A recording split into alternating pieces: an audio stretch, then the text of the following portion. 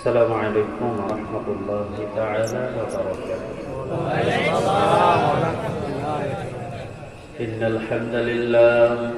الحمد لله نحمده ونستعينه ونستغفره ونؤمن به ونتوكل عليه ونعوذ بالله من شرور أنفسنا ومن سيئات أعمالنا من يهده الله فلا مضل له ومن يضلل فلا هادي له فلن تجد له وليا مرشدا ونشهد أن لا إله إلا الله وحده لا شريك له والذي لا ضد له ولا ند له لا مثل له ولا مثيل له لا وزير له ولا كفيل له لا شبه له ولا شبيح له لا ولد له ولا والد له وهو الواحد الفرد الصمد لم يلد ولم يولد ولم يكن له كفوا أحد ونشهد أن سيدنا ونبينا وحبيبنا وبشيرنا ونذيرنا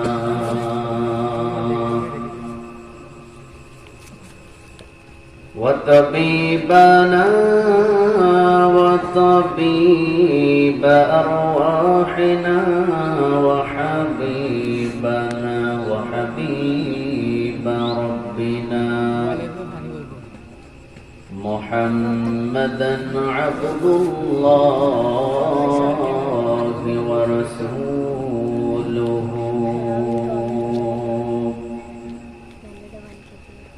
أرسله بالحق بشيرا ونذيرا وداعيا إلى الله بإذنه وسراجا منيرا أما بعد فقد قال الله تعالى في كلامه المجيد وفي فرقانه الحميد أعوذ بالله من الشيطان الرجيم بسم الله الرحمن الرحيم إن الله وملائكته يصلون على النبي يا أيها الذين آمنوا صلوا عليه وسلموا تسليما اللهم صل على محمد وعلى آل محمد كما صليت على إبراهيم وعلى آل إبراهيم إنك حميد مجيد اللهم بارك على محمد وعلى آل محمد كما باركت على إبراهيم وعلى آل إبراهيم إنك حميد مجيد আপনারা সবাই কেমন আছেন?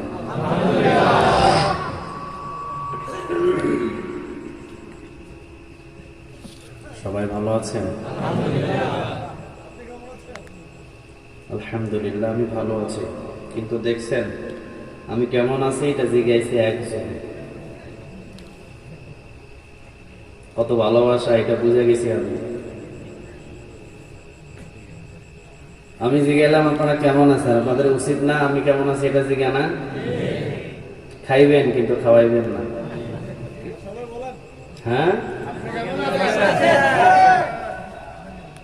বলতে হবে না আমি ভালো আছি, না থাকলে আসতে পারতাম। আর আমরাও ভালো জানি আপনারাও ভালো না থাকলে আসতেন না, ঠিক কিনা?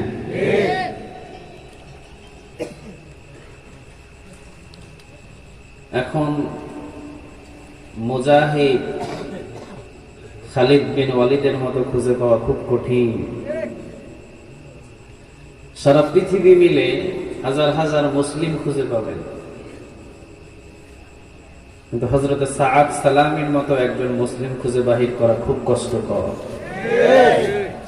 সারা পৃথিবীতে যদি মুসলিমদের ডাক দেন লক্ষ লক্ষ মুসলিম আপনি মাথা পিছু গুনতে পারবেন, কোটি কোটি মুসলিম, কিন্তু তার ভিতরে একজন খালিদ বিন ওয়ালিদ খুঁজে পাওয়া খুব কষ্টকর। আপনি লক্ষ লক্ষ ক্ষমতাশীল খুঁজে পাবেন,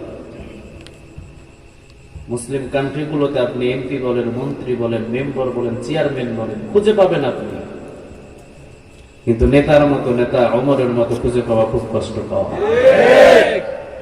এগুলো খুঁজে পাওয়া যায় না। ওমর ছিলেন এমন নেতা, গোলাম কিন্তু গোলাম। হযরত বেলাল রাদিয়াল্লাহু তাআলা আনহু যখন ওমরের কার্যালয়ে আসতেন, বেলাল তো ছিলেন একজন কৃতদাস, হাবশী বেলাল বলা হতো, অনেক কালো ছিলেন তিনি। আফ্রিকার নিম্ন মানুষ, সেই জামানার তিনি আফ্রিকার একজন মানুষ ছিলেন, কৃতদাস। উমাইয়া যাকে কিনে আনছিলেন সেখানে, অথচ 12.5 লক্ষ বর্গ মাইলের প্রেসিডেন্ট হযরত ওমর রাদিয়াল্লাহু তাআলা আনহু কার্যালয়ে যখন বেলাল পা দিতেন, ওমর দাঁড়িয়ে সালাম দিয়ে দিতেন। এরে বলে নেতা। এই নেতার ছায়াতলে যদি থাকেন আপনিও জান্নাতে যাওয়া সহজ করে দিবে কে? আল্লাহ। এই নেতা আপনারা মসজিদে টানবে শুধু, ঠিক না? এই নেতা, এমন নেতার পিছনে যদি থাকেন, এই নেতা শুধু কবরের ভয় 24 ঘন্টা ঢুকাবে। এই নেতা আপনার দাড়ি রাখার জন্য পিটাপিটি করবে। আপনার মাথায় টুপি নাই কেন, এই নেতা আগে গিয়ে ধরবে, ঠিক কিনা?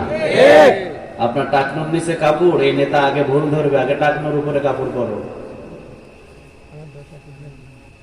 জান্নাতের সোজা রাস্তায় নিয়ে যেতে এই নেতার যদি জীবন দিতে হয়, এই নেতা জীবন দিয়ে দিবে, তারপর আপনাকে জান্নাতের সোজা রাস্তা সে দেখিয়ে দেবে। এইগুলা হলো নেতা। একজন গোলাম তার কার্যালয়ে পা রাখলে তিনি দাঁড়িয়ে আগে সালাম দিয়ে দিন। পৃথিবীতে আমরা হাজারো মুসলিম খুঁজে পাবো, কিন্তু ওমরের মতো কি একজন শাসক খুঁজে পাওয়া যাবে? পারবেন কেউ বাহির করতে? আল্লাহ তুমি আমাদের সকল মুসলিমদেরকে একত্রিত হওয়ার তৌফিক দান করো, আমিন। আরো জোরে বলেন আমিন, আমিন। তাহলে আপনারা সবাই ভালো আছেন? আমি আলহামদুলিল্লাহ ভালো আছি। আল্লাহ শুকরিয়া আদায় করা দরকার। কেন শুকরিয়া আদায় করবো না? আমি যে প্রতিষ্ঠানে আছি অনেক মানুষ আমার থেকে অনেক নিচু অবস্থায় আছে। আল্লাহ রাসূল সাল্লাল্লাহু আলাইহি ওয়াসাল্লাম বলছেন, শুকরিয়া আদায় করবা উপরের দিকে তাকিয়ে নয়, নিচের দিকে তাকিয়ে। সুবহানাল্লাহ বলেন। কোন দিকে? সবাই বলেন কোন দিকে? নিচের দিকে। আপনি উপরের দিকে তাকালে আপনার 5 তলা না, আপনি 5 তলার উপরে আছেন, আপনি উপরের দিকে তাকালে 10 তলা চোখে পড়বে, ঠিক কিনা? আপনি 10 তলা থেকে উপরের দিকে তাকালে আপনি 20 তলা চোখে পড়বে। 20 তলা থেকে যদি উপরের দিকে তাকান তাহলে 30 তলা চোখে পড়বে। আপনি 10 তলায় আর 20 তলা যখন চোখে পড়বে, মনটা কি ভালো লাগবে? মনে ইচ্ছা জাগবে যে আমি কোন দিন 20 তলা করব, ঠিক না? অনেক আল্লাহর কাছে চাইছে, আল্লাহ আপনি আমার 1 তলা বিল্ডিং দেন। কয় তলা? 1 তলা দিলেই আমার জন্য এনাফ, আর কিছু লাগবে না। আপনি শুধু আমারে বিদেশ যাইতেছি আমি সৌদিতে, 1 তলা যদি বিল্ডিং করার তৌফিক আপনি আমারে দান করেন, আমি বাংলাদেশে চলে আসব, আর বিদেশ করুন না। 1 তলা চাইছে। কয় তলা বলেন তো ভাই? 1 তলার জন্য ফাউন্ডেশন করে ভীমগুলো উঠেছে, পরে পিলার গুলো তুলেছে। মিস্ত্রিরে বলতেছে ছাদ দেওয়ার সময় রড গুলা একটু বাহির করে রাখিও, ছাদের উপরে রড গুলা। কিরে ভাই আপনি চাইছেন 1 তলা, রড খাড়া করে রাখেন কেন? ভাই ভবিষ্যতে করতে পারি। চাইছিল কয় তলা? ছাদ যখন হয়ে গেছে এখন নিয়ত হয়েছে কয় তলা? এখন রড খাড়া করে রাখে। আমরা ঠিক এইরকম। রাসূল বললেন উপরের দিকে তাকিয়ে শুকরিয়া আদায় নয়, নিচের দিকে তাকিয়ে শুকরিয়া আদায় করো। তুমি আছো 5 তলায়, নিচের দিকে তাকালে তোমার চোখে পড়বে 2 তলা। অটোমেটিক কলিজা থেকে দোয়া বাইর হবে, ইয়া রব ওরে দিয়েছেন 2 তলা, আমারে দিয়েছেন 5 তলা, শুকরিয়া আদায় করলাম, আলহামদুলিল্লাহ। আর যার আছে 2 তলা, ও নিচের দিকে তাকায় পড়বে ওর চনের ঘর, টিনের ঘর। বলবো আল্লাহ আপনি তো আমার একটা ছাদের উপরে রাখছেন, ছাদের নিচে আমারে ঘুমান, আর ওই বেচারা টিনের ঘর, চনের ঘর। বৃষ্টি আসলে ঝমঝম ঝমঝম করে জায়গায় জায়গায় টপ টপ করে বৃষ্টি পড়ে। তোমার শুকরিয়া আদায় করলাম, আমারে যে বিল্ডিং দিয়েছো আলহামদুলিল্লাহ।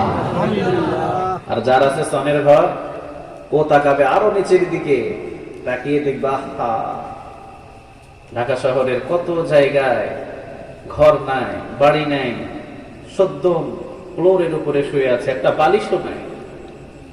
সে বলবে আল্লাহ আপনি তো আমার একটা স্থান দিয়েছেন, ঘর বাড়ি করার একটা জায়গা দিয়েছেন আপনি।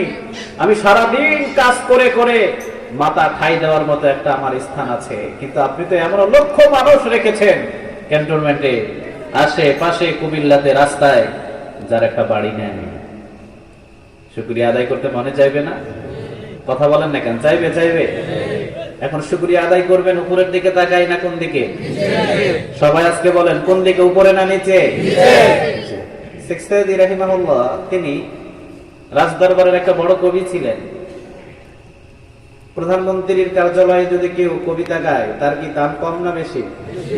হ্যাঁ, এই স্টেজে আনতে 3 বছর থেকে ডেট দিলেও তার ডেট পাবেন না। বাংলাদেশ তো আমরা এইরকম, ঠিক না? 3 বছর থেকে যদি বলেন আপনার আমাদের মাহফিলে আসেন, প্রধানমন্ত্রীর কার্যালয়ের একজন সাধারণ কবিতা গায়ক, তার দাম আমরা বাংলাদেশে বেশি দিই। আমরা বাংলাদেশে মানুষ চিনি না, মানুষ চিনতে হবে। যারে তারে কথা শোনা যাবে না, যার তার দিকে তাকানো যাবে না, যার তার কথা শুনে সে কথা অনুযায়ী স্লোগানও দেওয়া যাবে না, ঠিক কিনা? ভাই বুঝতে হবে, মসজিদের মিম্বারটা অনেক দামি মিম্বার। এই মিম্বারের ভিতরে বসতে পারে মুফতি, বসতে পারে মুহাদ্দিস, বসতে পারে খতিব, বসতে পারে আল্লাহওয়ালা। মসজিদের মিম্বরে যেমন তেমন মানুষ যে ইসলামের বিরুদ্ধে কথা বলে, যে রাষ্ট্র ধর্ম নিয়ে কথা বলে, যে আমার মিজানুর রহমান আজহারি ভাইরে নিয়ে কথা বলে, এইরকম ধর্ম বিরোধী, ইসলাম বিরোধী, কোরআন বিরোধী ধর্ম প্রতিমন্ত্রী ডক্টর মোরাদ হাসানের বসার জায়গা নয়। আমরা হুজে বালঙ্গি, আমরা যেইটা দেখি ওইটার দিকে নাচি বেশি, ঠিক না? মিম্বরে কত সুন্দর ভাবে বসে আছে দেখবেন, কয়েকদিন থেকে এটা ভাইরাল হয়ে গেছে। আমার মতো খতিব যদি থাকে যে কোরআনের বিরুদ্ধে, ইসলামের বিরুদ্ধে, রাষ্ট্র ধর্মের বিরুদ্ধে কথা বলে, তার জন্য আমি ইমামতি চলে যাবে, কিন্তু মেম্বার ছাড়তে রাজি হতাম না। বাইরে থেকে এত ডিস্টার্ব হচ্ছে কেন? আমি বেশি সময় নেব না আপনাদের কাছ থেকে, এটা মনে করেন না। অধ্যে গেলে 40 মিনিট। আমি যে কথা বলছি, আমার বাম সাইডটা এখনো পেইন করছে। শেখ সাদী রাহিমাহুল্লাহ, তিনি রাজদরবারের একজন বড় কবি। ছোট না বড়? রাজদরবার থেকে একটা চিঠি আসলো যে আপনি আগামীকাল দরবারে এসে আমাদের রাজদরবারে আপনি কবিতা গাইবেন। উনি শেরওয়ানি পরলেন। রাজদরবারের কবির একটা ভাবই আলাদা। শেরওয়ানি পরলেন, মাথায় পাগড়ি পরলেন, সবকিছু পরিধান করে তিনি রওনা দিবেন, কিন্তু যাওয়ার সময় তার পায়ে এক জোড়া জুতা নাই। কি নাই? জুতা নাই। তিনি চিন্তিত হলেন, চতুর্দিকে বাড়ির খোঁজাখুঁজি করলেন, কিন্তু তার বাড়িতে জুতাই নেই। তিনি জুতাই কিনতে পারেন নাই। অনেক আল্লাহওয়ালা ছিলেন, যার কবিতাটা আপনারা গান, আমরাও গাই। বালাগাল উলা বিকামালিহি কাশাফাত দুজা বিজামালিহি হাসনাত জামিউ খিসালিহি সাল্লু আলাইহি। এটা তিনি লিখেছেন। এটা দরুদ বলে গাওয়া যাবে না। দরুদ বলে যদি গান, তাহলে বেদাত হয়ে যাবে। এটা একটা কবিতা। এটা একটা কি কবিতা? তিনি চিন্তা করলেন, সারা বিশ্বকে নিয়ে আমি কবিতা গাইলাম, আমি বিশ্ব নবীজিকে নিয়ে একটা কবিতা লিখতে চাই। বিশ্ব নবীজিকে নিয়ে যখন কবিতা লিখলেন, তিনি বিশ্বকবি হয়ে গেলেন। সুবহানাল্লাহ। বাড়িতে গিয়ে বলেন বিশ্ব নবীকে নিয়ে যদি আপনিও জল্পনা কল্পনা করেন, তার সাথে যদি আপনিও সম্পর্ক করেন, আপনিও বিশ্ব মানুষের কাতারে পড়ে যাবেন। সুবহানাল্লাহ। তিনি প্রথম লাইন লিখলেন, বালাগাল উলা বিকামালিহি কাশাফাত দুজা বিজামালিহি। ইতিহাস থেকে বলছি। হাসনাতু জামিউ খিসালিহি। তিনি 3টা লাইন লেখার পর আর মিলাতে পারছেন না। তিনি একের পর এক তিনি দিন অপেক্ষা করছেন, আর মিলাতে পারছেন না। ইতিহাসে লিখছে, তাকে স্বপ্নে জগতে আল্লাহ রাসূল সাল্লাল্লাহু আলাইহি ওয়াসাল্লাম বলেন, শেখ সাদী, তুমি কি লাস্টের লাইনটা লিখতে পারছো না? যাও, লাস্টের লাইনটা তোমার লেখা নয়, জাতিকে জানিয়ে দিও লাস্টের লাইনটা আমি রাসূলই লিখে দিলাম। সুবহানাল্লাহ। সাল্লু আলাইহি। এই জন্য সকল আলেমেরা এই কবিতাটাকে প্রাধান্য দিয়েছেন। আমরা অনেক সময় এটা পড়ি, তবে দরুদ হিসাবে পড়া যাবে না। এটা কবিতা বলে পড়া যাবে রাসূলের শানে। তিনি রওনা দিয়েছেন, কিন্তু পায়ে এক জোড়া কি নাই? কথা কি বোঝা যায়? মাইকটা তো মাশাআল্লাহ খুবই সুন্দর। আমার কাছে কথা বলতে বিন্দু পরিমাণও কষ্ট লাগছে না। আমি শুধু একটু সাউন্ড করছি, মাইক খুব সুন্দর আওয়াজ দিচ্ছে। আপনাদেরকে বুঝতে কষ্ট হয়? এইরকম যদি প্রোগ্রামগুলোতে এইরকম মাইক যদি হয়, আমি যদি সুস্থ থাকতাম 3 ঘন্টা কথা বললে আমি ক্লান্ত হতাম না। কিন্তু অনেক প্রোগ্রামে গিয়ে মাইক এমন মাইক লাগায়, কথা বলতে বলতে বক্তার হয় রক ছেড়ে যায়, না হয় বক্তা গোসল করে ফেলে ঘামে। রওনা দিলেন, কিন্তু পায়ে জুতা নাই। শেখ সাদী রাহিমাহুল্লাহ তিনি একটু রাগান্বিত হলেন। কার উপরে? সবাই বলেন কার উপরে? এটা মজা। আল্লাহওয়ালারা আল্লাহর সাথে কথা বলে। সুবহানাল্লাহ বলেন। এই কুমিল্লা শহরের ভিতরে, গ্রামে গঞ্জের ভিতরে এমনও দেখবেন আল্লাহওয়ালা এশার সালাত আদায় করে ঘুমিয়ে গেছে। ঠিক যখন রাতের 2টা থেকে 3টা বাজবে, সবাই যখন নিচক স্তব্ধ, তখন আস্তে আস্তে লেপটা সরিয়ে ঠান্ডা পানি দিয়ে ওযু করে ফজর পর্যন্ত দাঁড়িয়ে দাঁড়িয়ে আল্লাহর সাথে কথা বলে। এটা আপনি জানেন না, কারণ এই আমলটা দেখানোর আমল নয়। প্রেম কি মানুষ প্রকাশ্যে করে না গোপনে? সবাই বলেন সবাই চায় নিরিবিলি, একদম গোপন একটা স্থান, ঠিক না? রাত, গোপন, নিশি, যেখানে কেউ দেখে না। আল্লাহওয়ালারা প্রেম করে রাতের বেলা, গোপনে, প্রকাশ্যে নয়, কাউকে দেখানোর জন্য নয়। ওই মালিকের সাথে গোপনে গোপনে কথা বলে। সুবহানাল্লাহ। আরে এমনও পৃথিবীতে আল্লাহওয়ালা আছে যাদের প্রত্যেকটা চাহিদা গুলো পৃথিবীর কোন মানুষের দ্বারে দ্বারে খোঁজে না, প্রত্যেকটা চাহিদা তার মালিকের কাছ থেকে চেয়ে নেয়।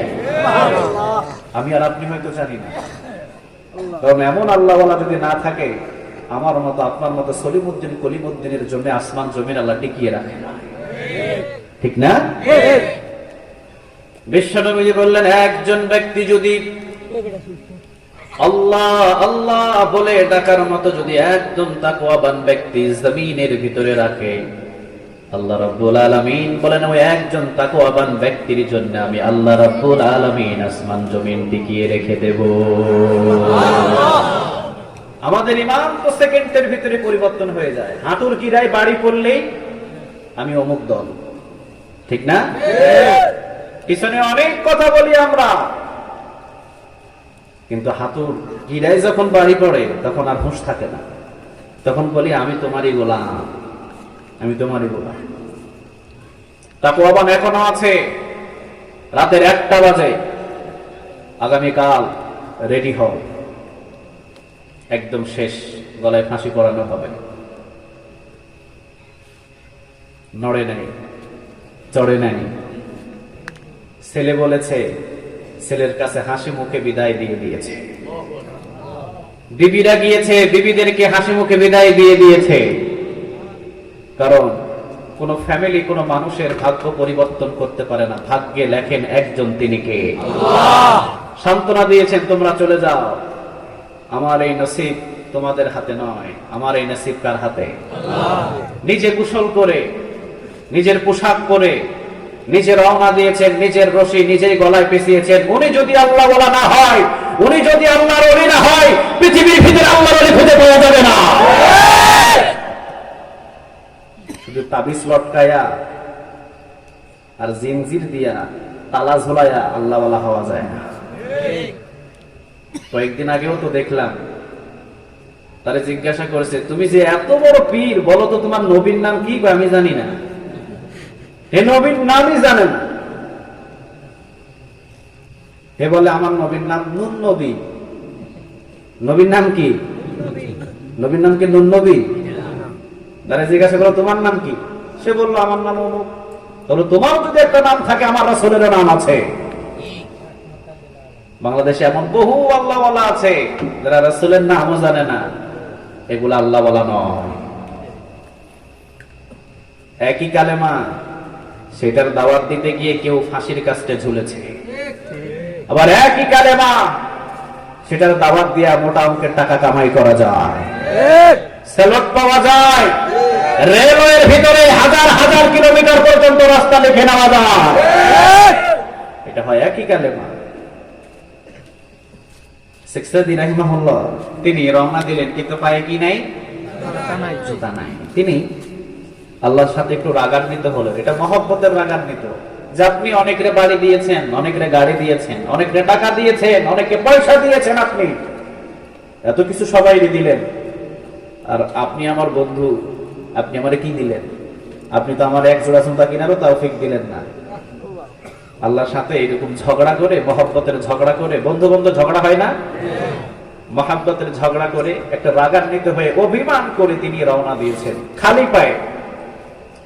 হঠাৎ তিনি দেখছেন রাস্তায় একজন বিকলগ্ন প্রতিবন্ধী, 2টা পা নাই, 2টা হাত নাই। হাত আর পা যদি না থাকে, মানুষ কি চলাফেরা করতে পারে? তার চলাফেরার উপায় কি? গড়াগড়ি করে। কি করে?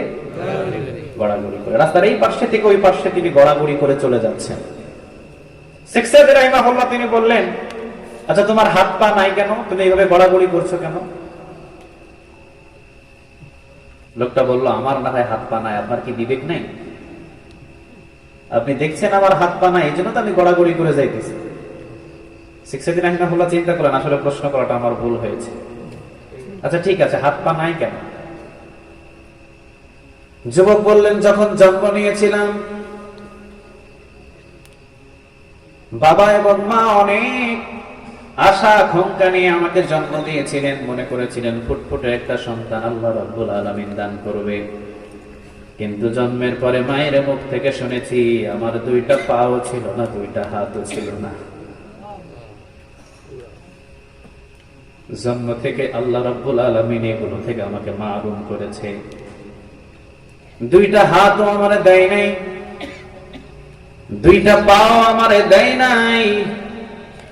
শেখ সাদি রাহিমাহুল্লাহ চিৎকার দিয়ে হাও মাও করে কান্না করে সেজদায় পড়ে গেলেন। আল্লাহ, কিছুক্ষণ আগেই না আমি আপনার উপরে রাগান্বিত হয়েছি, অভিমান হয়েছি।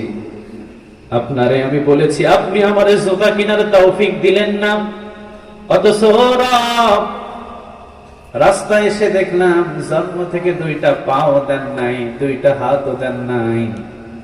আমারে তো যাক দুইটা পা দিয়েছেন, হেঁটে হেঁটে চলার মজাটা আমি বুঝি। আল্লাহ গো, এই মানুষটার মতো যদি শেখ সাদির করতেন, হাজার জোড়া জোতা দিলেও শেখ সাদির কোনো উপকারে আসতো না।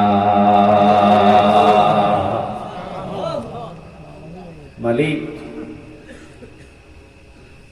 বড় অভিমান করে ফেলেছি তোমার উপরে। এই জন্য আপনি মনে করেন না আপনি গরিব। আপনি যে প্রতিষ্ঠানে আছেন সেখান থেকে আল্লাহর শুকরিয়া আদায় করে। আরে আমরা বাংলাদেশের মানুষ তো বহু ভালো আছি, বহু ভালো আছি। ইন্ডিয়াতে দেখছেন ওই জায়গায় ওয়াজ চলতেছে,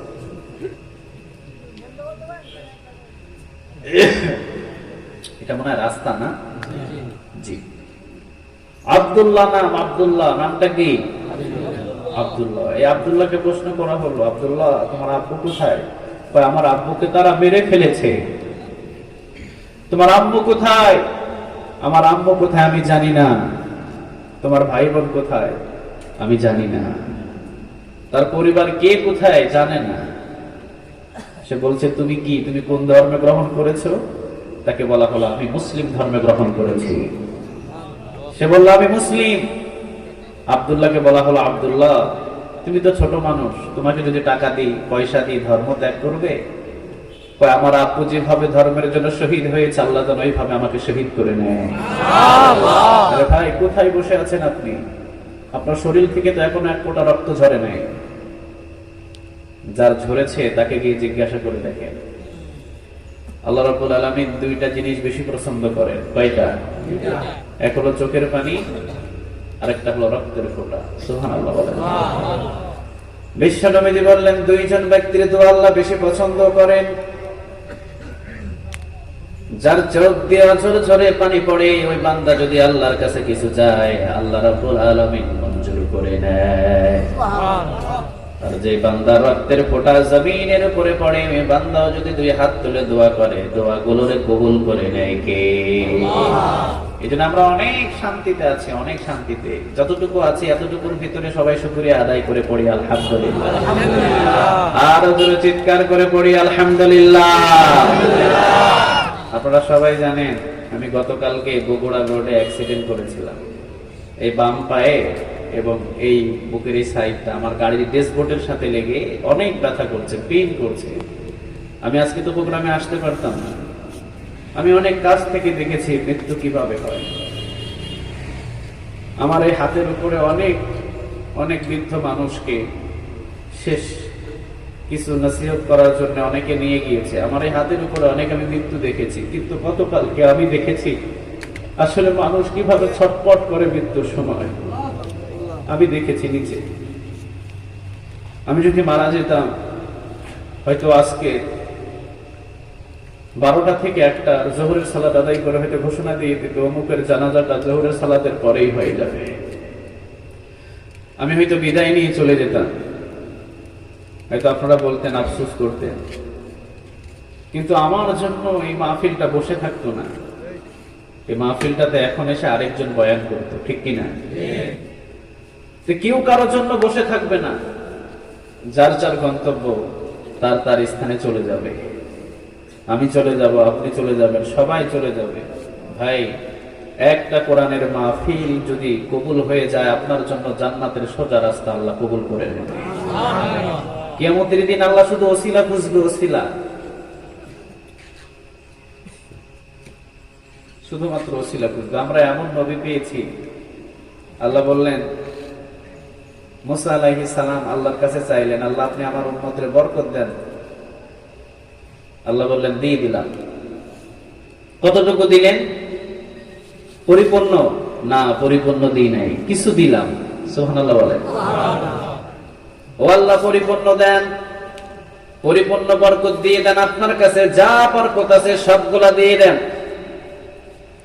রাসূল সাল্লাল্লাহু আলাইহি ওয়াসাল্লাম বর্ণনা করেন, আল্লাহ রাব্বুল আলামিন মুসা আলাইহিস সালাম রে বললেন, তোমার উম্মত গুলো শেষ জামানার উম্মত না, যতগুলো বরকত দিয়েছি ততগুলোই নাও, এছাড়া বাকিগুলাও ফিরিয়ে নেব।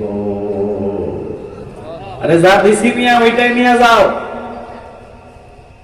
বেশি রাগান্বিত করো না, বেশি রাগান্বিত করলে যা দিছি ওইটা ফিরায় নিব। সুবহানাল্লাহ বলেন। নূহ আলাইহিস সালামের উম্মতের জন্য দোয়া করলেন, আল্লাহ দিয়ে দিলেন। ইউসুফ আলাইহিস সালামের উম্মতের জন্য দোয়া করলেন, আল্লাহ রাব্বুল আলামিন দিয়ে দিলেন, যতটুকু প্রয়োজন ততটুকু দিলেন। বিশ্বনবী সাল্লাল্লাহু আলাইহি ওয়াসাল্লাম দোয়া করলেন, আল্লাহ আমার উম্মতের জন্য আপনি কি রাখছেন, কি রাখছেন আপনি? রাসূল সাল্লাল্লাহু আলাইহি ওয়াসাল্লাম একদিন খেজুর বাগানের ভিতরে খেজুর গাছের সাথে ডালা দিয়ে বসা। মুসলিমের বর্ণনা, জিবরিল আলাইহিস সালাম আসলেন, সালাম বিনিময় হলো। জিবরিল আলাইহিস সালাম বললেন, ও নবী আপনি এমন পয়গম্বর, আপনার মনটা যদি একটু বেজার দেখে আরশে আজিমে বসে থাকা রব সহ্য করতে পারে না,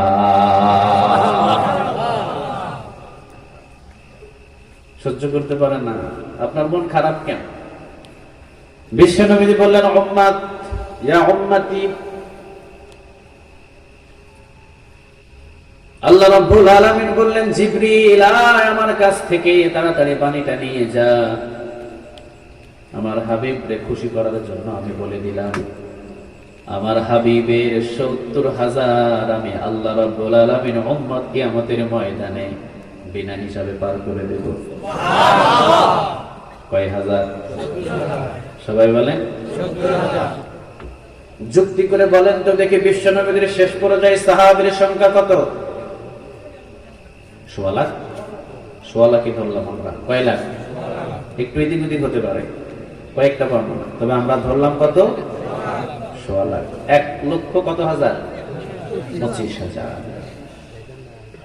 জিবরিল আলাইহিস সালাম বিশ্বনবীকে বললেন, ও নবী আল্লাহ রাব্বুল আলামিন আপনার কাছে পাঠালেন, আপনার মনটা বেজার আমার আল্লাহ রাব্বুল আলামিন সহ্য করতে পারে না, আপনার উম্মতের জন্য এত পেরেশান আর এত টেনশন ফিল করার কোনো প্রয়োজন নাই। নবী গো, আপনার উম্মত কিয়ামতের ময়দানে ৭০,০০০ বিনা হিসাবে আপনি জান্নাতে নিয়ে যেতে পারবে। আমার লাগবে ৩ লাখ, দিছে ১০,০০০, আমার কি উপকার হবে? কথা বল না কেন? আমার লাগবে কয় লাখ? ৩ লাখ। দিছে কয় হাজার? ১০,০০০ দিছে, বাকি 2,90,০০০। তাই আমার তো হাত পাতাই লাগবে, ঠিক কিনা? যদি ৩ লাখ দিয়ে দিত তাহলে সমস্যা নেই, আমি এটা দিয়ে পার পেয়ে যেতাম। লাগবে ৩ লাখ, দিছে ১০,০০০। বিশ্বনবীর মনটা এখনো বেজার। জিবরিল আলাইহিস সালাম তিনি আসলেন, আসার পর বলেন, এখনো সন্তুষ্ট হন নাই? ৭০,০০০ দিয়েছে। বিশ্বনবী বলেন, আমার সাহাবীর সংখ্যা কত? ১৬ লাখ। সাহাবী তো অর্ধেক পাব, ঠিক না?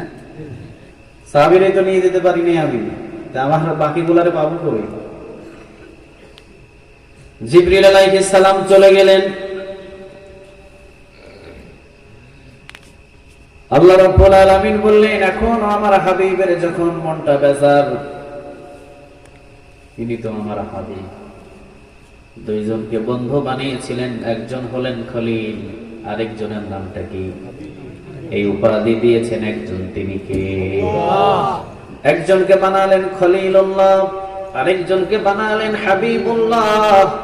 খলিলুল্লাহ মানে আল্লাহর বন্ধু, হাবিবুল্লাহ মানে আল্লাহর বন্ধু। খলিলের অর্থ হলো আল্লাহ সবকিছু খলিল থেকে নিয়ে নেবে, আর হাবিবের অর্থ হলো আল্লাহ রাব্বুল আলামিন সবকিছু দিয়ে দেবে।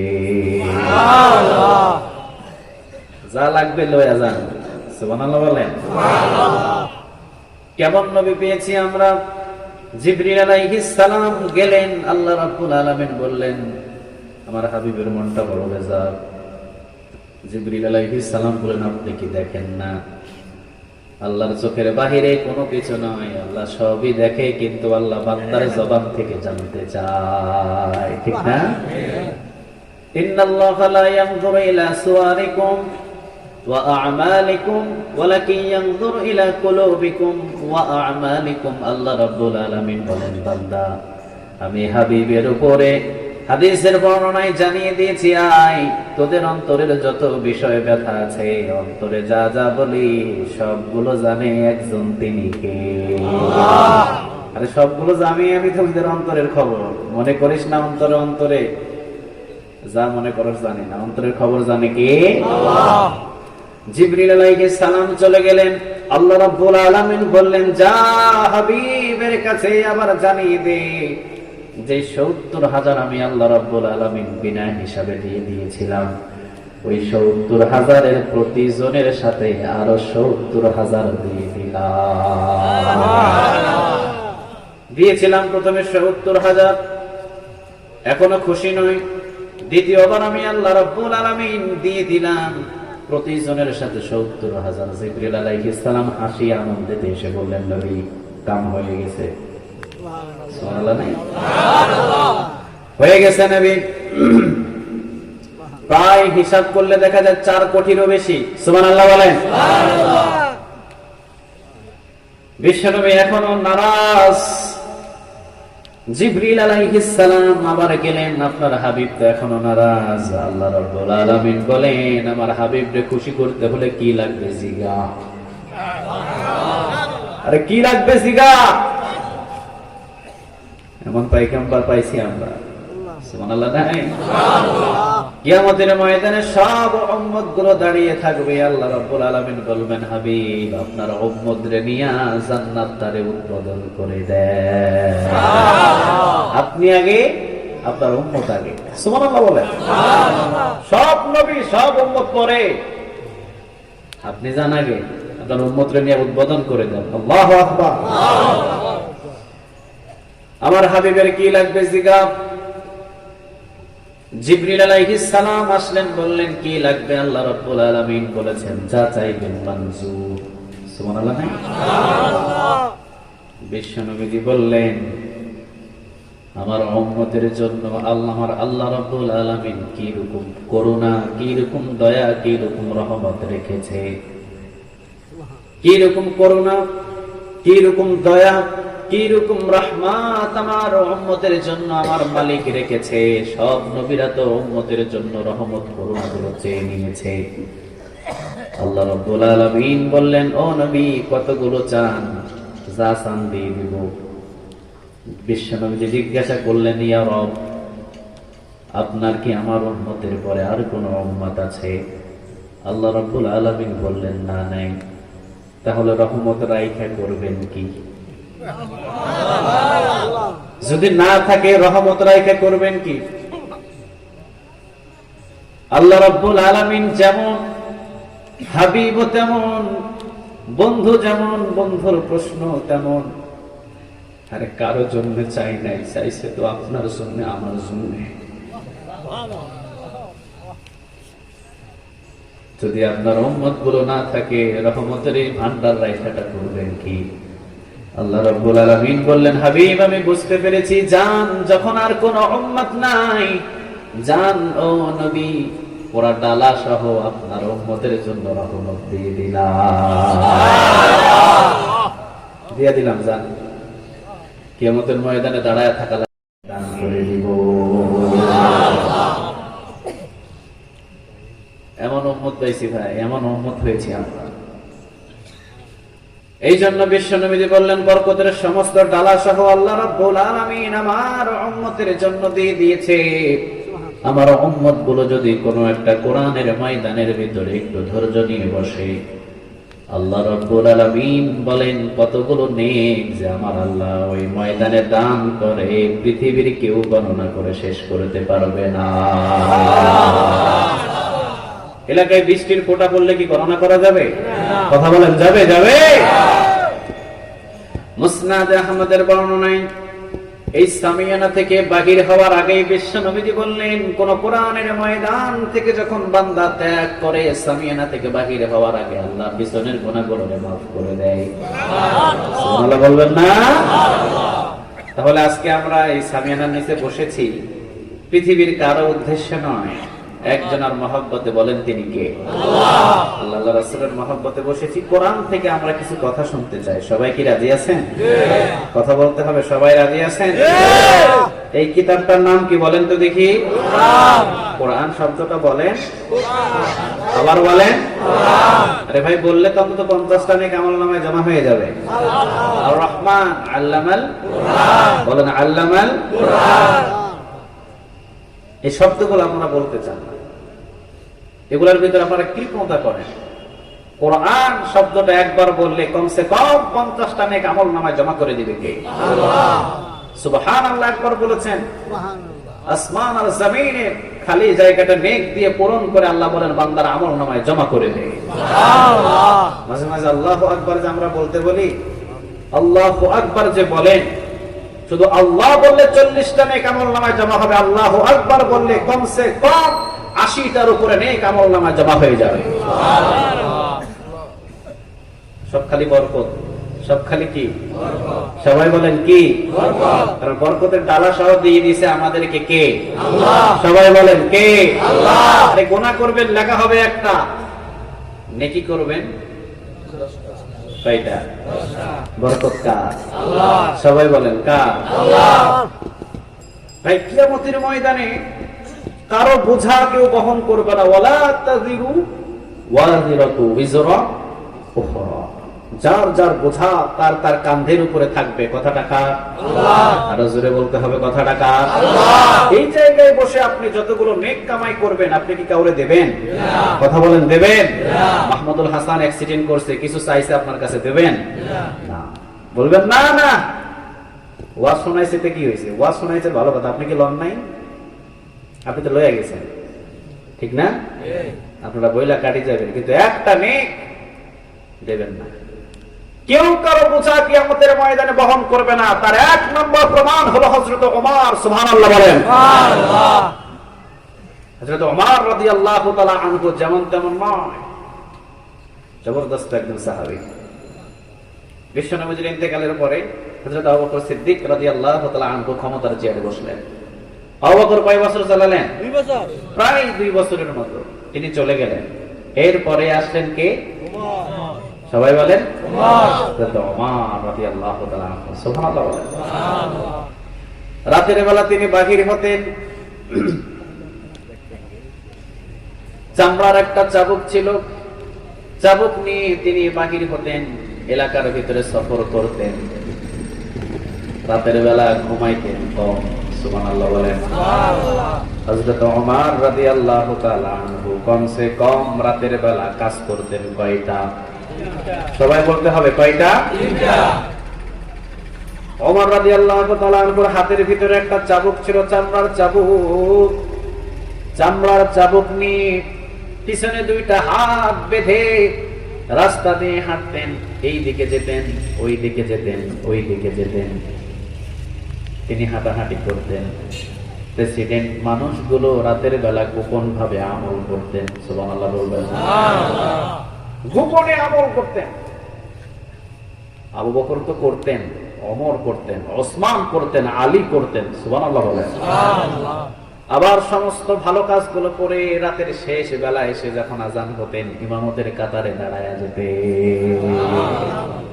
যিনি প্রেসিডেন্ট তারে আবার ইমামতির দায়িত্ব দিয়ে দিয়েছেন কে? আল্লাহ। সুবহানাল্লাহ বলবেন না? চামড়ার চাবুক নিয়ে বাহির হতেই, এই দিকে ওই দিকে যেতেই দূর থেকে তাবুর ভিতরে ছেঁড়া ছেঁড়া কিছু জায়গা, ছেঁড়া ছেঁড়া জায়গা দিয়ে আলোর একটা দৃষ্টি দেখা যায়।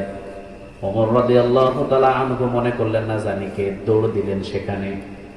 সোজা তো পাশে গিয়ে দেখেন বাচ্চা দুইটা কান্নার আওয়াজ।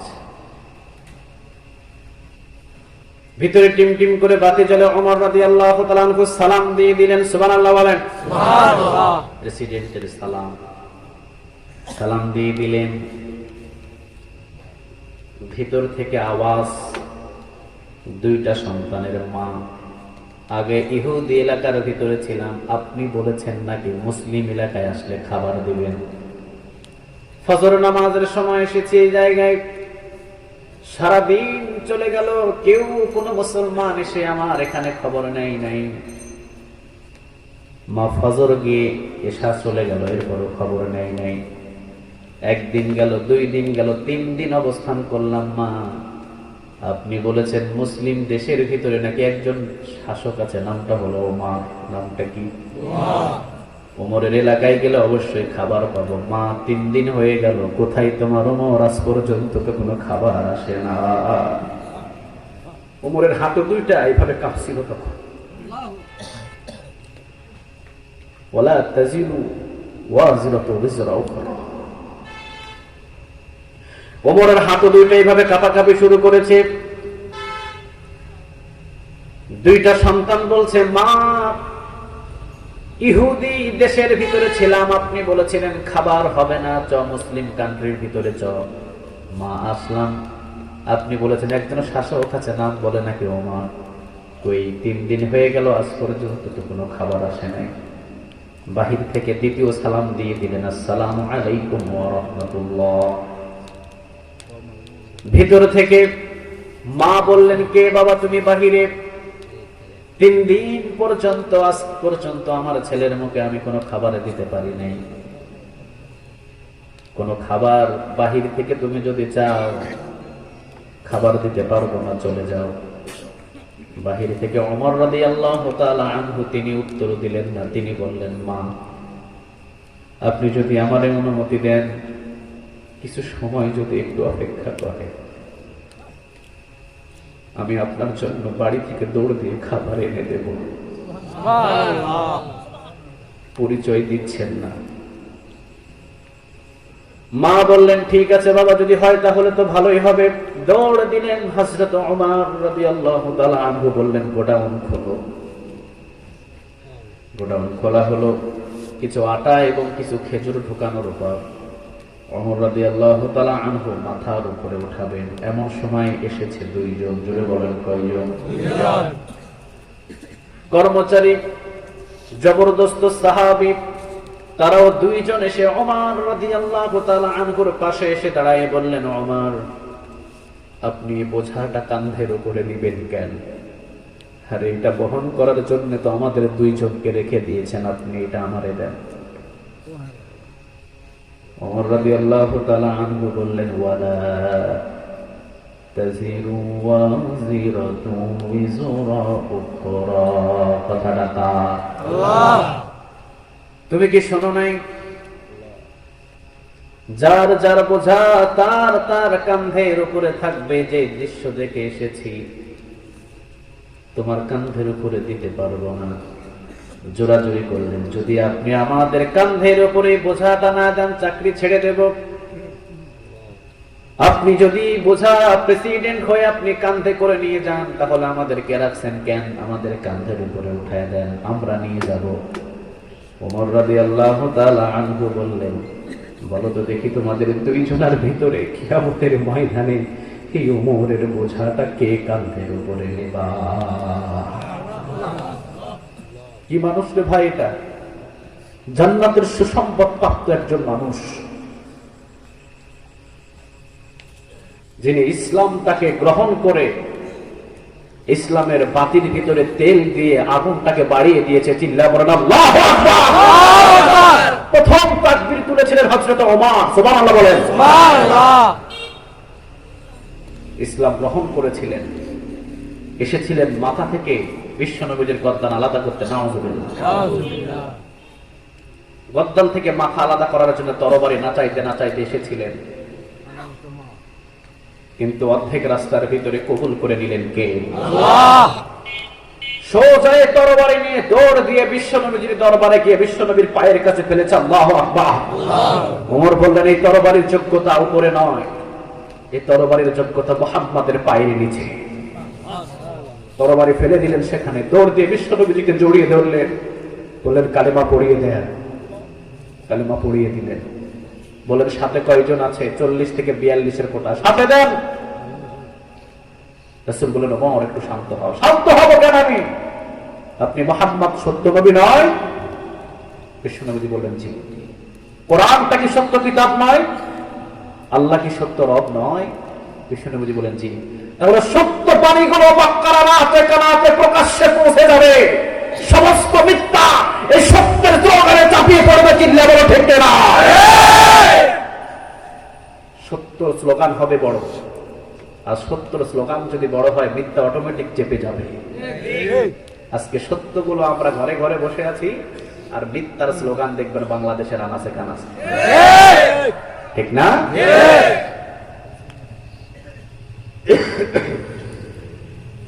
বিশ্বনবীজি বললেন, ওমর একটু শান্ত হও। ওমর বললেন, না শান্ত হব না, দেন। 20 জন করে 2টা লাইন করলেন। জোরে বলেন, কয়টা? একটা লাইনে হযরত আমির হামজা রাদিয়াল্লাহু তাআলা আনহুকে সামনে দিয়ে দিলেন। সুবহানাল্লাহ। সুবহানাল্লাহ। কে সে আমির হামজা?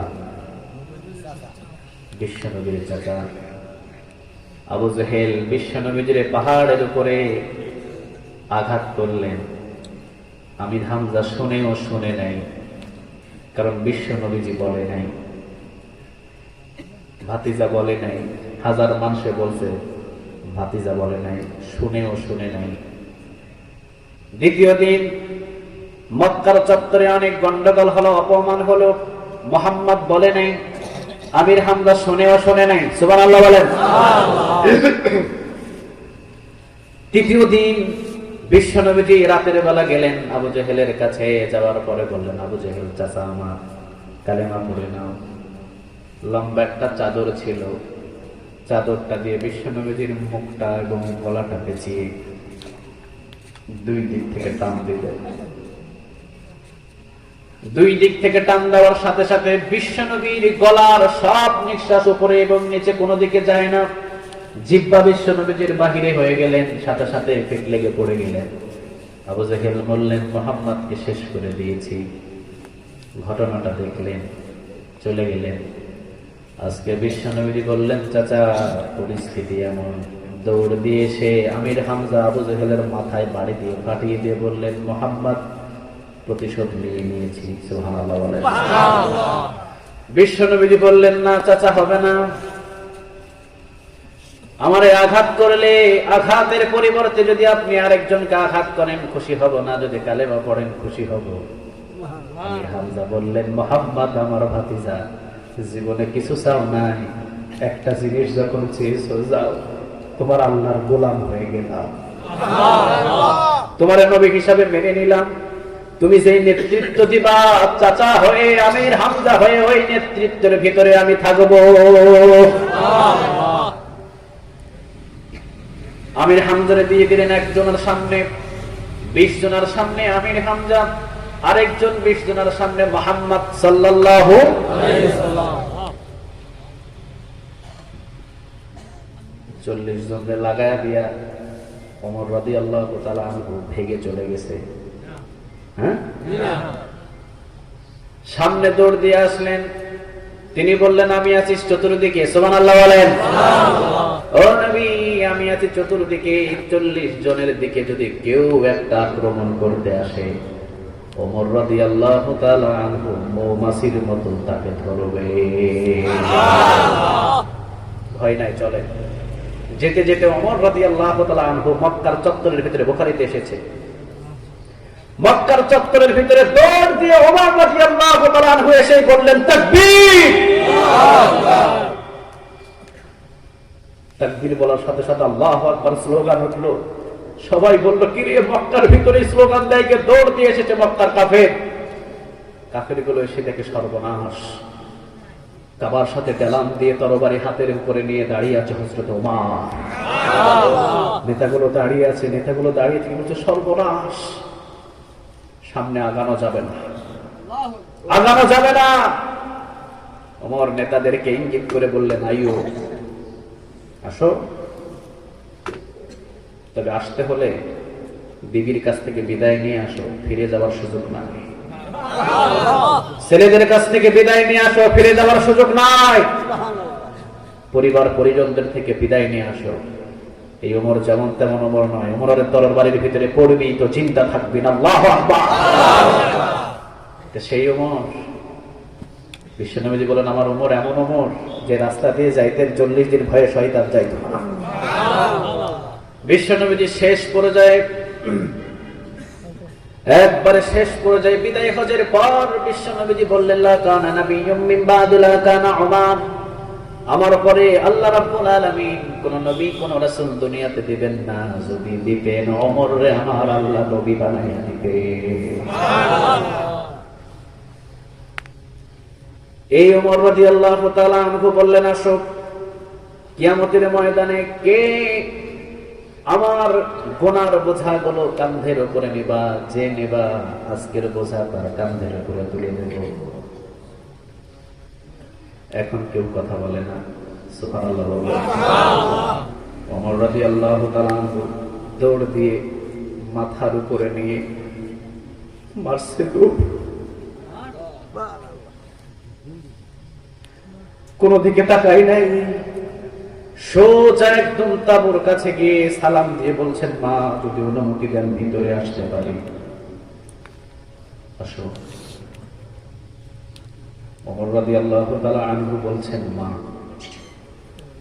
আপনি আটাগুলো নিয়ে রুটির খামিরটা করে ফেলেন, আর আপনার যে আগুনটা নিভে গেছে আগুনটায় ওমর একটু ফু দিয়া জ্বালায়া দিই।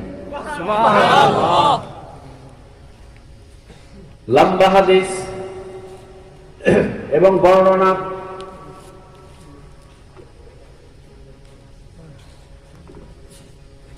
হযরত ওমর রাদিয়াল্লাহু তাআলা আনহু ফু দিলেন।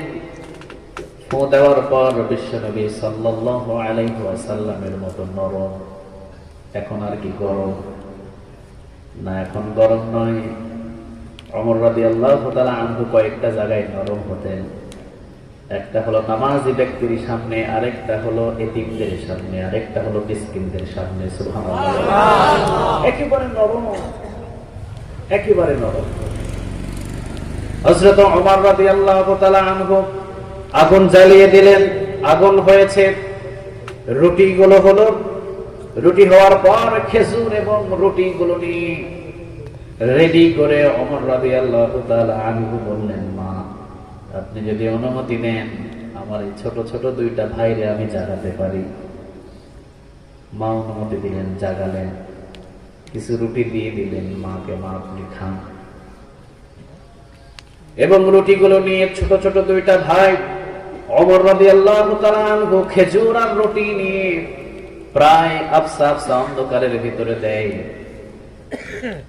ওমর বর্ণনা করেন, আমি যখন রুটিগুলো মুখের কাছে ধরি, আমার হাত তো একটা হাত দিয়ে যখন আমি রুটি মুখের কাছে ধরি, মুখ আসে দুইটা। এত ক্ষুধা লাগছে তার, মুখ দুইটা আসে। ওমর বলেন, কার মুখে, কার মুখের ভিতরে দেব? দৃশ্যগুলো ওমর রাদিয়াল্লাহু তাআলা আনহুকে কষ্ট দেয়। দৌড় দিয়ে চলে গেলেন। ওমর রাদিয়াল্লাহু তাআলা আনহু খাওয়া দাওয়া শেষ করে বললেন, মা আপনি যে ওমরের নাম বলেছেন, আগামীকাল আইসেন ওই দরবারে। ওমরের সাথে বড় খাতির মা আমার অনেক বেশি, মাসিক রেশনের ব্যবস্থা করে দেব, প্রতি মাসে মাসে আপনি রেশন পাবেন। মা চিৎকার দিয়ে বলেন, ওমরকে, এই বেটা ওমরের কথা আমার সামনে বলো কেন? 3 দিন পর্যন্ত আছি এই জায়গার ভিতরে, ওমর যদি খলিফাই হতো খবরটা তুমি তো। 3 দিন পর্যন্ত তো কোনো খবর নেয় নাই। ওমরের প্রেসিডেন্ট না বানায় যদি তোমার প্রেসিডেন্ট বানাইতো, এই দেশের ভিতরে শান্তি আরো বেশি হতো। ওমর পরিচয় দিলেন না, বললেন মা আগামীকাল আইসেন ওখানে।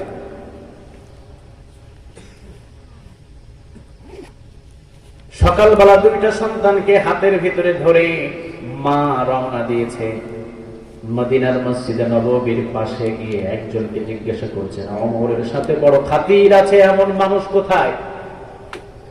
সবচাইতে ওমরের কাছের মানুষ, বড় খাতিরের মানুষ, বড় বন্ধু মানুষ, মানুষটা কই? সাহাবী বললেন, সবাই তো মসজিদে নববীর ভিতরে বসা। বিশ্বনবীর মসজিদে নববী এমন মসজিদের নববী ওয়ালের এই পাশে থেকে ওই পাশে দেখা যায়। সুবহানাল্লাহ বলেন। খেজুর পাতার ছাউনির মসজিদ, যদিও মুসল্লি গুলো দাঁড়াতেন, সেজদা দিলে কপালের ভিতরে বালু লেগে যেত। মসজিদ ছিল যদিও কাঁচা, কিন্তু কালেমার পতাকার ওড়ানোর জন্য যে জমিনে পা রাখতেন, ওই জমিনের ভিতরে কালেমার পতাকা পটপট করে উড়িয়ে এরপরে মদিনায় ফিরে আসতো। আমার আপনার মতো না। সেজদা দিলে কপালে ভালো লাগে। এই মুসল্লিদেরকে নিয়ে বিশ্বনবী যে ময়দানে ঝাঁপিয়ে পড়তেন, কালেমার পতাকা গেড়ে পটপট করে উড়িয়ে এরপরে ফিরে আসতেন। সুবহানাল্লাহ বলেন। আর আমরা মসজিদে লাগাইছি এসি, রমজানে হাফেজ সাহেব একটু লম্বা কেরাত ধরলে ভালো লাগে না, চেঞ্জ করে ফেলো, ঠিক না?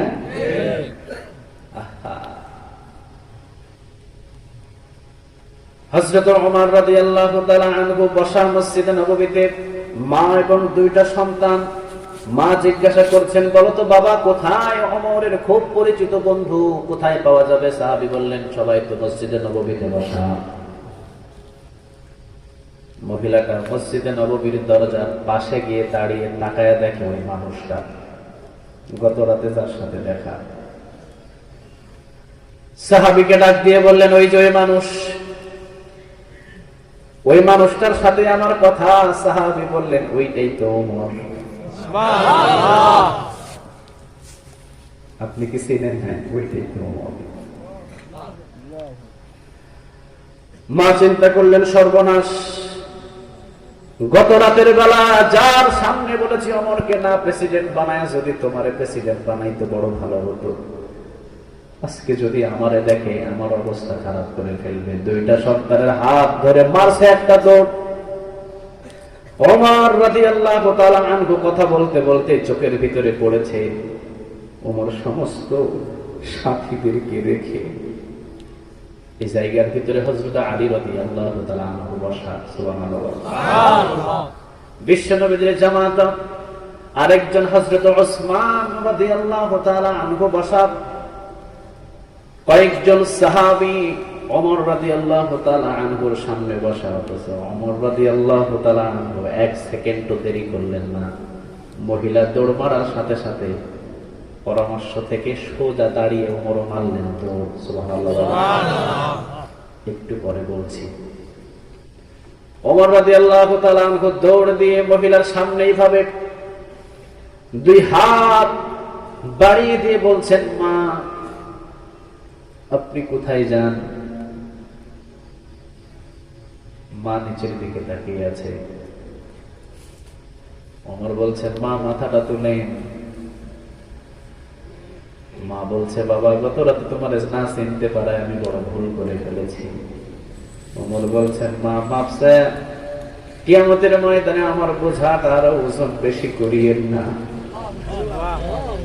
মা আপনি আমার কাছে মাপ চেয়ে কিয়ামতের ময়দানে আমার বোঝার ওজন আপনি বেশি করিয়েন না। মা আমারে মাফ করে দেন, আমি যে সময় মতো আপনার কাছে খাবারটুকু পৌঁছাতে পারি নাই। মা এই জন্য আপনি আমারে কিয়ামতের ময়দানে আল্লাহর কাছে হাজারি জানায়েন না।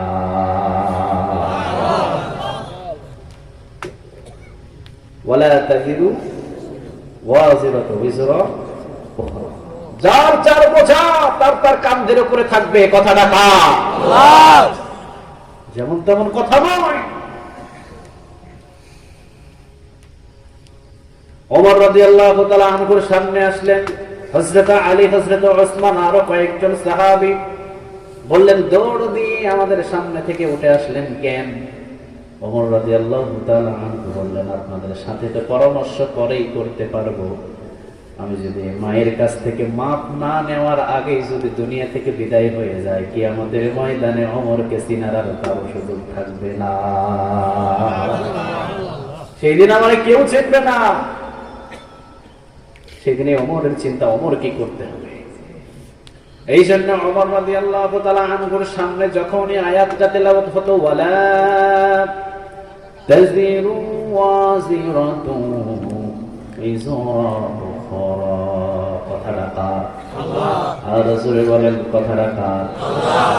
কারণ কাঁধের উপরে যেই বোঝাগুলো থাকবে, এই বোঝাগুলো আমার বাবা নেবে না, আমার মা নেবে না, আমার ছেলে মেয়ে আত্মীয় স্বজন কেউ নেবে না। আমার কাঁধের উপরে যেই বোঝা আছে, আমার কাঁধের উপরে আমার কাঁধের বোঝাগুলো চাপিয়ে দেবেন কে? আপনি চুরি করছেন, আরেকজনকে চাপায়া দিবেন এমন সিস্টেম আছে? আপনি ডাকাতি করছেন, আরেকজনকে চাপায়া দিবেন এমন সিস্টেম আছে? হযরত আবু বকর সিদ্দিক রাদিয়াল্লাহু তাআলা আনহু যখন এই আয়াতটা পড়তেন তখনই কাঁদতেন। সুবহানাল্লাহ বলবেন। যখন এই আয়াতটা পড়তেন তখনই কাঁদতেন। হযরত আবু বকর সিদ্দিক রাদিয়াল্লাহু তাআলা আনহুকে আবু হুরায়রা রাদিয়াল্লাহু তাআলা আনহু বললেন, আবু বকর এত কাঁদেন কেন? আরে সুপারিশ তো পেয়ে গেছেন মিয়া, আশারায়ে মুবাশশারা 10 জন জান্নাতের ভিতরে প্রথম নাম্বার আপনি। সুবহানাল্লাহ, প্রথম নাম্বার আপনি। সুবহানাল্লাহ।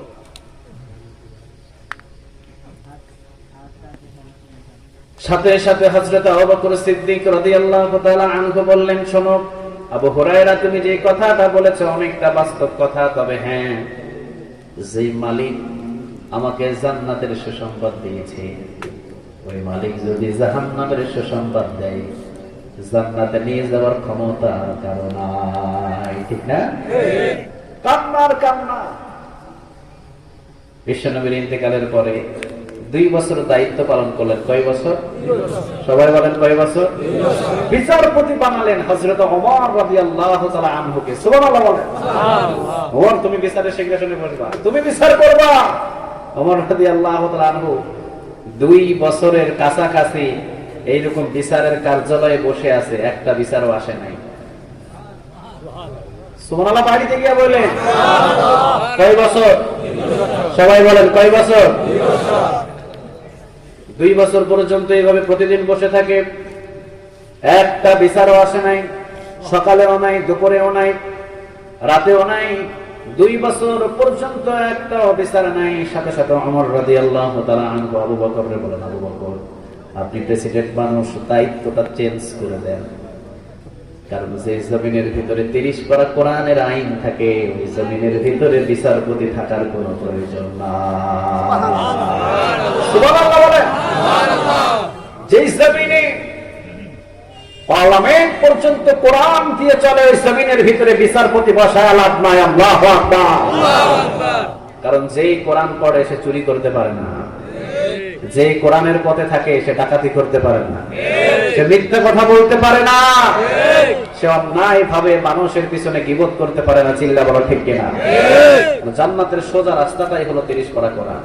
কিতাবুন আনজালনাহু ইলাইকা লিতুখরিজান নাসা মিনাল যুলুমাতি ইলান নূর। অন্ধকার থেকে মানুষদেরকে আলোর দিকে, অর্থাৎ জান্নাতের দিকে নিয়ে যেতে পারে কেউ কিতাব বলেন তো দেখি? সবাই বলেন কোরআন। ওমর রাদিয়াল্লাহু তাআলা আনহু আপত্তি জানালেন। হযরত আবু বকর সিদ্দিক রাদিয়াল্লাহু তাআলা আনহু বললেন, ওমর, বিচার আসে না কেন? ওমর রাদিয়াল্লাহু তাআলা আনহু বললেন, যে কোরআন ঘরে ঘরে তালিম চলে, কোরআনের আইন ঘরে ঘরে চলে, ওই জমিনের ভিতরে 2 বছর কেন 2000 পর্যন্ত যদি বছরও থাকে, এরপরেও বিচারপতির প্রয়োজন হবে না। ওমর রাদিয়াল্লাহু তাআলা আনহুর কাছে একটা চার্ট দিয়ে দিলেন, ওমর ধরো এটা পড়ো, এই জায়গার ভিতরে বিধবাদের লিস্ট আছে। কি আছে বলেন? বিধবাদের লিস্ট, গরিবদের লিস্ট। সময় মতো এদের কাছে খাবার তুমি পৌঁছে দিবা, আবার সময় মতো এদের খবরটা তুমি নিবা। সুবহানাল্লাহ বলেন। দায়িত্ব দিলেন কয়টা? ও ওমর, যাও, এই লিস্টের ভিতরে তোমার কাছে লিস্ট দিয়েছি, গরিবদেরকে খাবার তুমি সময় মতো পৌঁছে দিবা। আবার তোমাকে এই লিস্ট দিয়ে দিলাম, সময় মতো তাদের কাজের সহযোগিতা করে দিবা। ওমর দেখলেন পাশে, মদিনার একদম পাশে বৃদ্ধ একজন মহিলা, বৃদ্ধ মহিলার ঘরের কাজ করে দেওয়ার জন্য খুব প্রয়োজন। লিস্টের ভিতরে দেখলেন ওমর রাদিয়াল্লাহু তাআলা আনহু ইশরাকের সালাত আদায় করে রওনা দিলেন। দৌড় দিয়ে রওনা দেওয়ার পর দেখেন মাকে ডাক দিয়ে বললেন, মা ঘরের কাজটা আছে কি? আপনি হলেন এই এলাকার গরিব মানুষ, আপনার স্বামীও নাই, দ্বিতীয় নাম্বার হলো ব্যস্ত মানুষ, ঘরের যে কাজ আছে ওমরের চাটের ভিতরে লেখা, মা আমাকে করতে হবে, আপনি বলেন। মহিলাটা বলল, বাবা ঘরের কাজ তো কিছুক্ষণ আগে করে দিয়ে একজন চলে গেছে। ওমর রাদিয়াল্লাহু তাআলা আনহু বলেন, কি বলেন মা? ঘরের কাজ আবার কে করলো? চাট তো আমার কাছে, কে করেছে ঘরের কাজ? ঠিক আছে মা, আগামীকাল ফজরের নামাজ আদায় করে এরপরে এসে মাকে বলছে, মা আজকে বলেন। মা বলছে, বাবা আজকেও তো আমার ঘরের কাজ কিছুক্ষণ আগে ওই মানুষটা করে দিয়ে চলে গেছে।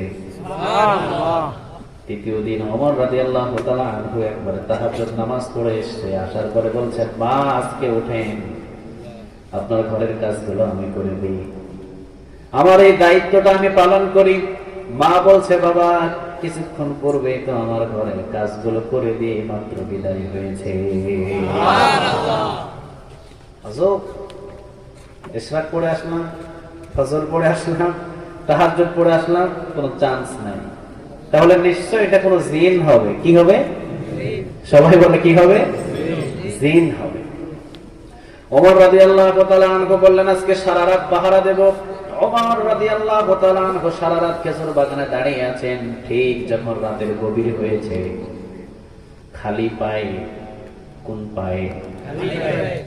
খালি গায়ে না, খালি পায়ে, পায়ে জুতা নাই, খালি পা।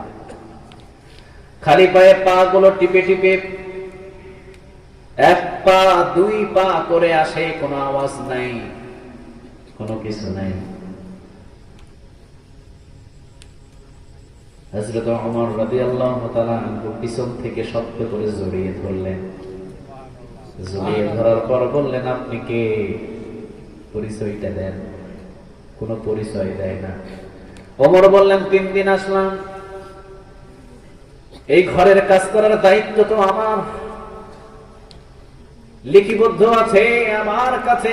আবু বকর সিদ্দিক রাদিয়াল্লাহু তাআলা আনহু প্রেসিডেন্ট আমাকে এই দায়িত্ব দিয়েছেন, কিন্তু আপনি কে? সামনে গিয়ে রুমালটা সরায় দেখেন, ইনি কেউ নয়, ইনি হলেন প্রেসিডেন্ট হযরত আবু বকর সিদ্দিক রাদিয়াল্লাহু তাআলা।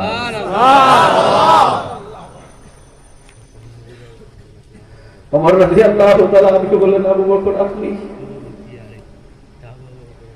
আবু বকর বললেন, জি ওমর,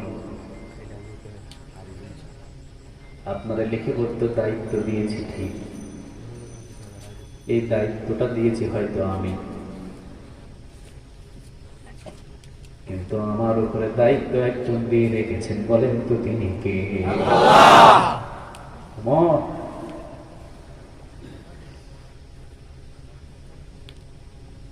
কিয়ামতের আমি খুব ভয় করি। হযরত আবু বকর সিদ্দিক রাদিয়াল্লাহু তাআলা আনহু কান্না করলেন আর বললেন, ওয়ালা তাজিরু ওয়াজিরাতুন বিজরা উখরা। ওমর তুমি কি জানো না, যার যার বোঝা তার তার কাঁধের উপরে চাপায় দিবেন কে? আল্লাহ। ওমর রাদিয়াল্লাহু তাআলা আনহু পায়ের দিকে তাকিয়ে দেখলেন পায়ের ভিতরে জুতা নাই। কি নাই? জুতা নাই। জুতা নাই। আবু বকর আপনার পায়ে জুতা নাই কেন?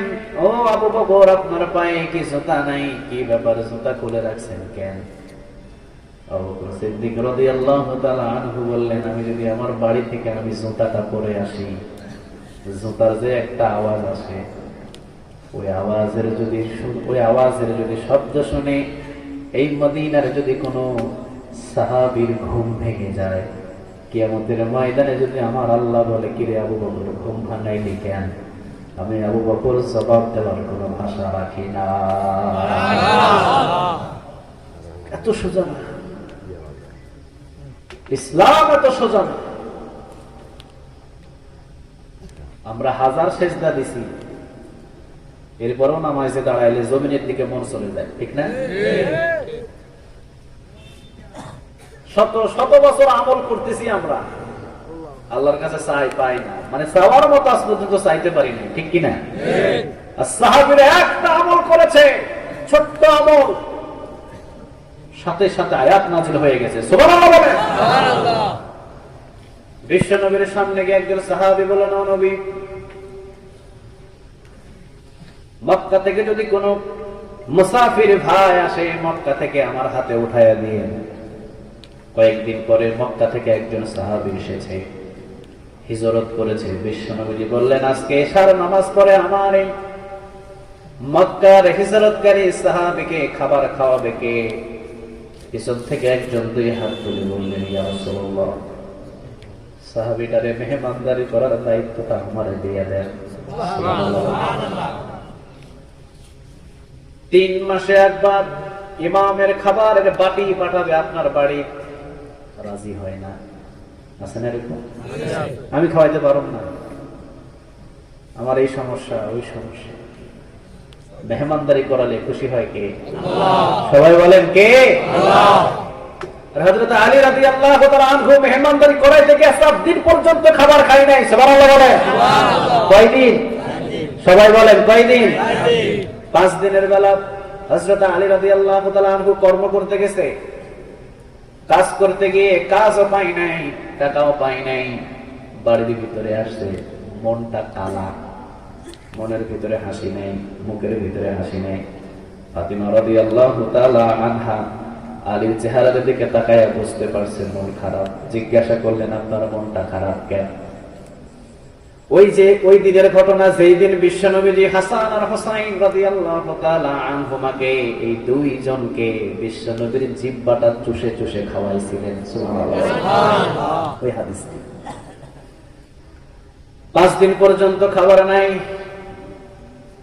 ফাতিমা রাদিয়াল্লাহু তাআলা আনহা বললেন, কি ব্যাপার, আপনার মনটা এত নারাজ কেন, এত খারাপ কেন?